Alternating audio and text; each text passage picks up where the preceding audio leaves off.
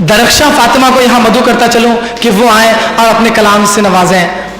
दरख्शा फातिमा, जोरदार इस्तकबाल किया जाए दरख्शा फातिमा का। अस्सलामु अलैकुम वरहमतुल्लाहि वबरकातुहू। वालेकुम अस्सलाम। मैं जनाब सदर की शुक्रगुजार हूँ कि उन्होंने मुझे अपना कलाम पेश करने की इजाज़त दी। गज़ल का मतलब पेश करती हूँ। मैंने देखा है आईना जब से, मैंने देखा है आईना जब खुद को हम जान गए हैं तब से, मैंने देखा है आईना जब से खुद को हम जान गए हैं तब से। कोई दुश्मन नहीं है अब मेरा, कोई दुश्मन नहीं है अब मेरा, दोस्ती है मेरी यहाँ सबसे। हमने देखा है आईना जब से खुद को हम जान गए हैं तब से। हो सलामत सदा मेरे माँ बाप, हो सलामत सदा मेरे माँ बाप, बस दुआ है यही मेरे रब से। हमने देखा है आईना जब से खुद को हम जान गए हैं तब से।